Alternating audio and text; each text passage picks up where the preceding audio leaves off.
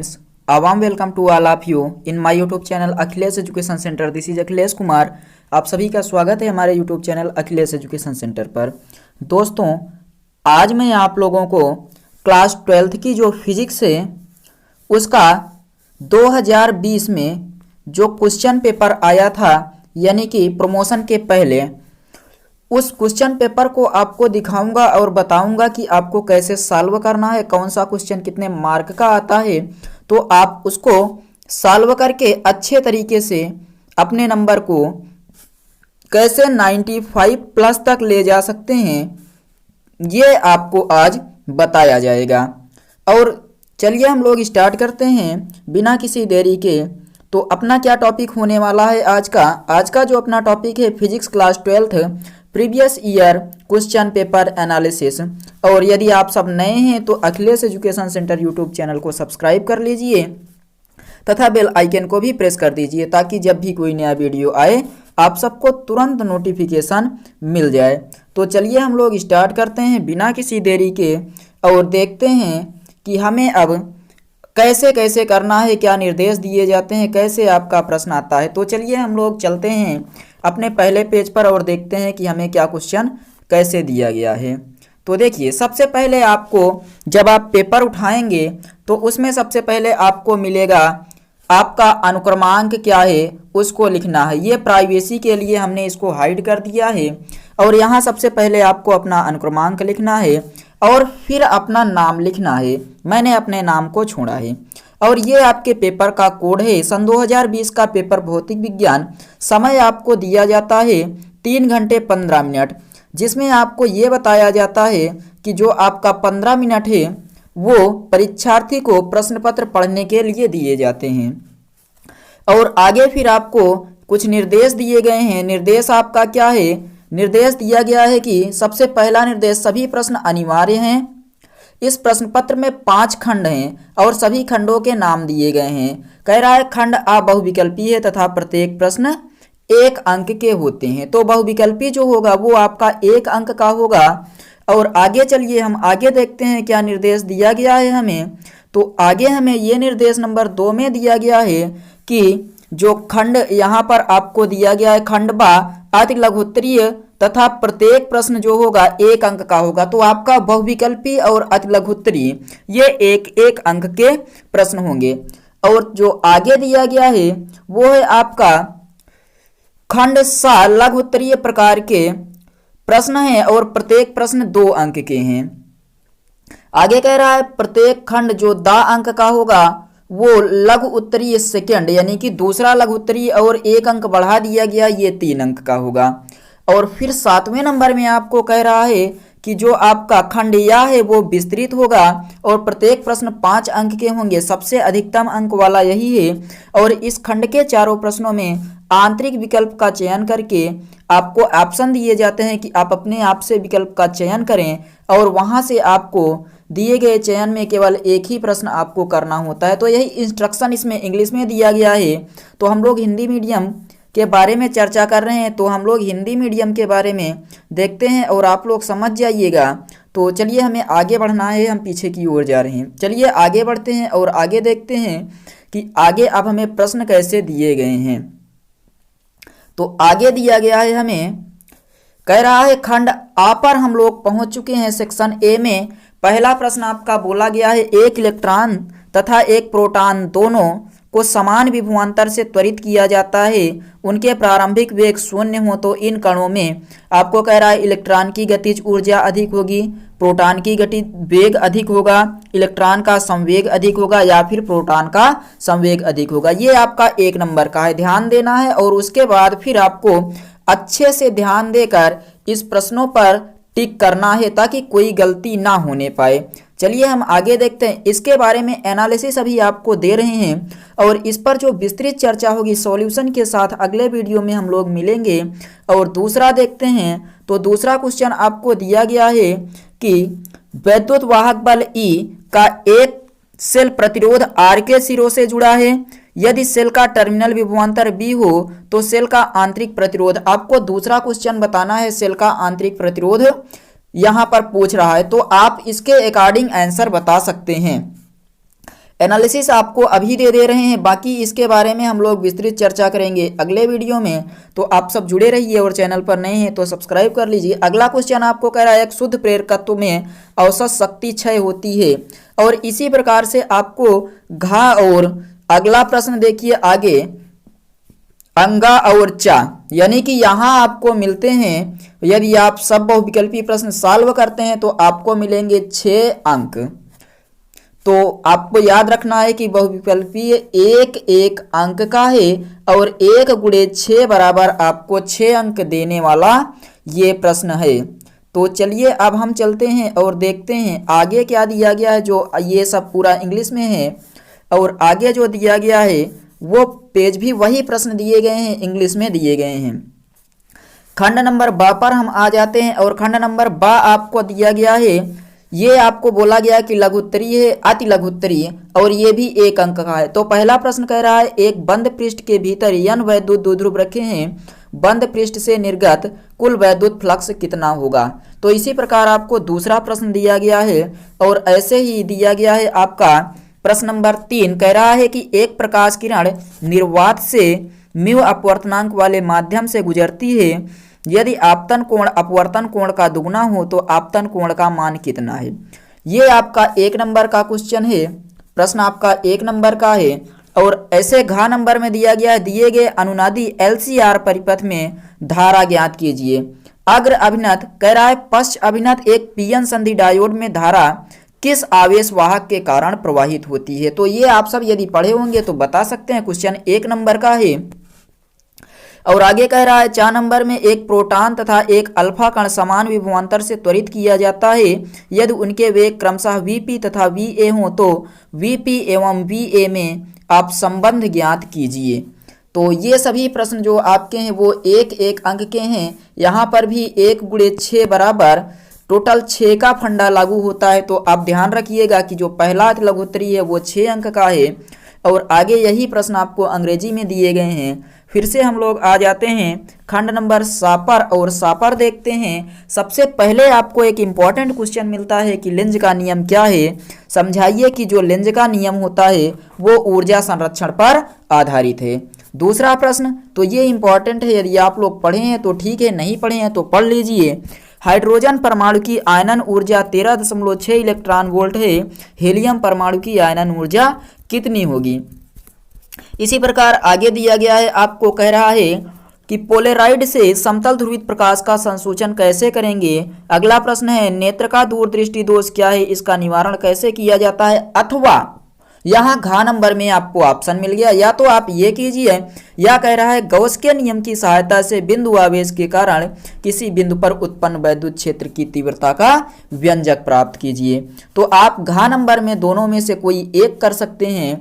और हम लोग आ जाते हैं सेक्शन नंबर दा में, और आपने सेक्शन नंबर दा पढ़ा था कि ये लघु उत्तरीय है और ये 3 नंबर वाला है लघु उत्तरीय सेकंड का। इसमें आपको एक न्यूमेरिकल दिया गया है, कह रहा है 100 वोल्ट 50 हर्ट्ज वाले प्रत्यावर्ती धारा स्रोत से 10 ओम का प्रतिरोधक तथा 1/10 ओम 1/10 पाई हेनरी का प्रेरक श्रेणी क्रम में जुड़े हैं, परिपथ की औसत शक्ति हानि बताइए। 3 नंबर का प्रश्न है और ये 3 नंबर का प्रश्न है, तो आपको इम्पॉर्टेंट है प्रश्न, आप पढ़ लीजिएगा और इसके बारे में हम लोग विस्तृत चर्चा अगले वीडियो में करेंगे। अगला प्रश्न देखिए ख नंबर कह रहा है, ये भी आपका लघु उत्तरी है। कह रहा है रेडियो एक्टिव क्षय का नियम क्या है, सिद्ध कीजिए कि n बराबर n नॉट e की पावर माइनस लेमडा टी, जहाँ यानी n नॉट yn क्रमशः t बराबर 0 तथा t समय पश्चात परमाणुओं की संख्या तथा अल्फा 6 नियतांक है। ये भी आपका 3 नंबर का क्वेश्चन है। आगे कह रहा है 56 वोल्ट विभवांतर के द्वारा त्वरित इलेक्ट्रॉन का संवेग तथा डी ब्रॉगली तरंग दैर्ध्य की गणना कीजिए। 3 नंबर। घ नंबर में ऐसे ही प्रश्न दिया गया है, पढ़ लीजिए। नाभिक की बंधन ऊर्जा से क्या तात्पर्य है। नाभिक की बंधन ऊर्जा से क्या तात्पर्य है।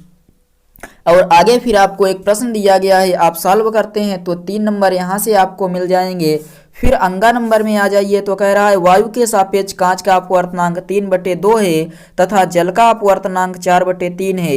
एक द्विउत्तल लेंस के वक्र पृष्ठों की वक्रता त्रिज्याएं क्रमशः 20 सेंटीमीटर तथा 30 सेंटीमीटर है। इस लेंस की फोकस दूरी वायु में तथा जल में ज्ञात कीजिए। ये भी आपका 3 नंबर का प्रश्न है। और आपको जो प्रश्न दिए गए अंगा नंबर तक हम पहुंच चुके हैं, तो यदि ये प्रश्न अंगा नंबर तक है तो बताइए कितने नंबर का हुआ। 3 गुणे 5 बराबर 15 नंबर आपको यहाँ से मिलने वाले हैं।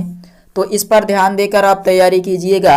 आगे चलते हैं हम लोग, वही सब अंग्रेजी में दिया गया है। अगले पेज पर आपका प्रश्न नंबर 5 का कह रहा है कि प्रकाश वैद्युत उत्सर्जन संबंधित इलेक्ट्रॉन की अधिकतम गतिज ऊर्जा तथा आपतित प्रकाश की आवृत्ति में एक ग्राफ बनाइए और ग्राफ में देहली आवृत्ति दर्शाइए। ग्राफ के ढाल का मान ज्ञात कीजिए। ये का नंबर कह रहा है। खा नंबर बोल रहा है, खा नंबर आपको कह रहा है स्वप्रेरण गुणांक की परिभाषा लिखिए। इंपॉर्टेंट है, स्वप्रेरण गुणांक की परिभाषा लिखिए।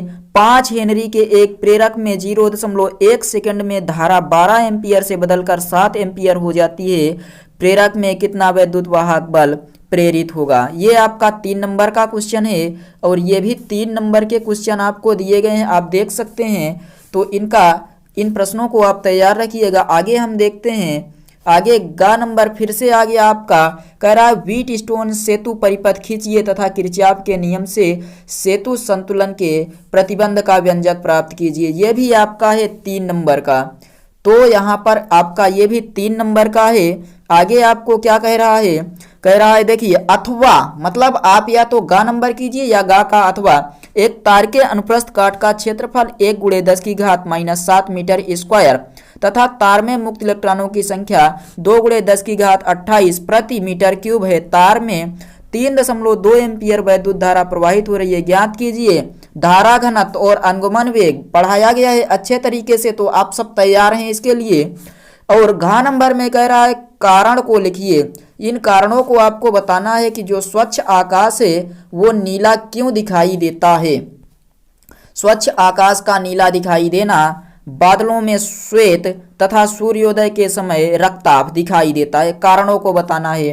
अंगा नंबर में आपको कह रहा है, ये 3 नंबर का प्रश्न है। आगे कह रहा है एक खगोलीय दूरदर्शी के अदृश्यक लेंस की फोकस दूरी 1 मीटर है। जब अंतिम प्रतिबिंब स्पष्ट दृष्टि की न्यूनतम दूरी पर बनता है तब लेंसों के बीच की दूरी 1.05 मीटर होती है। नेत्रिका की फोकस दूरी तथा दूरदर्शी की आवर्धन क्षमता बताइए। यह प्रश्न आपको 3 नंबर का है, 3 नंबर देने वाला है, तो अच्छे से तैयार रखिएगा। इस प्रश्न की तैयारी आप अच्छे से कीजिएगा क्योंकि यहाँ से आपको मिलने वाले हैं 3 नंबर। आगे बढ़ते हैं हम लोग और आगे देखते हैं। तो आगे आपको दिया गया है वही चीज़ें सब अंग्रेजी में दी गई हैं।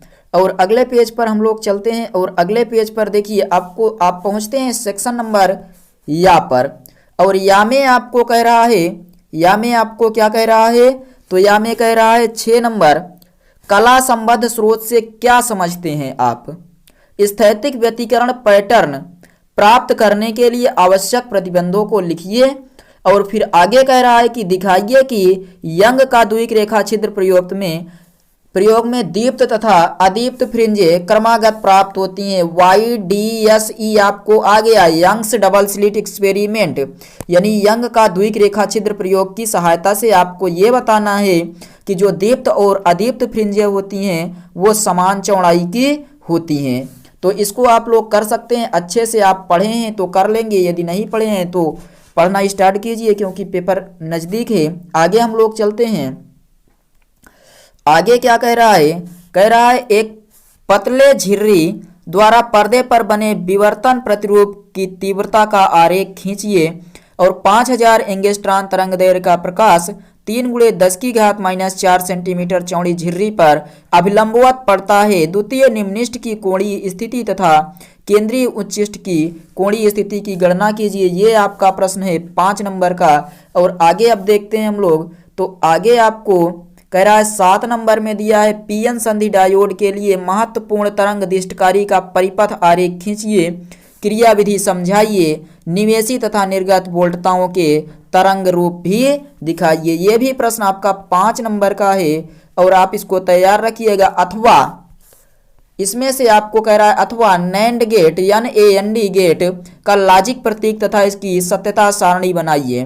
परिपथ की सहायता से समझाइए कि ट्रांजिस्टर स्विच के रूप में कैसे कार्य करता है। तो ये आप अच्छे से पढ़िएगा और पढ़ेंगे तो अच्छे से कर लेंगे, अन्यथा आपको दिक्कत होगी तो आप समझने का प्रयास कीजिएगा। आपको आगे हम पढ़ाएंगे इसी में और इस पेपर को भी सॉल्व करेंगे जल्दी से। तो चलिए आगे 8 नंबर क्या कह रहा है। कह रहा है किसी संधारित्र की विद्युत धारिता की परिभाषा दीजिए। एक फैराड विद्युत धारिता से क्या तात्पर्य है, बता सकते हैं। 5 नंबर का क्वेश्चन है। आगे कह रहा है किसी समांतर पट्ट संधारित्र की दोनों प्लेटों के बीच आंशिक रूप से परावैद्युत पदार्थ रखा हो तो व्यंजक प्राप्त कीजिए धारिता का। अथवा आगे आपको अथवा में दिया गया है, कह रहा है धारिता का व्यंजक प्राप्त कीजिए। अथवा वैद्युत क्षेत्र की तीव्रता तथा वैद्युत विभवांतर में क्या संबंध है। गॉस के नियम से एक अनंत लंबाई के आवेशित तार के कारण किसी बिंदु पर वैद्युत क्षेत्र की तीव्रता का व्यंजक लिखिए। आगे क्या कह रहा है आपका, तो आगे आपको 9 नंबर में दिया गया है। 9 नंबर में आपको क्वेश्चन दिया गया है, कह रहा है दो समांतर धारावाही लंबे तारों के बीच चुंबकीय बल के लिए व्यंजक प्राप्त कीजिए। उसके आगे आप वीडियो को पॉज करके पढ़ लीजिए। एक क्वेश्चन दिया गया, इसको आपको सॉल्व करना है।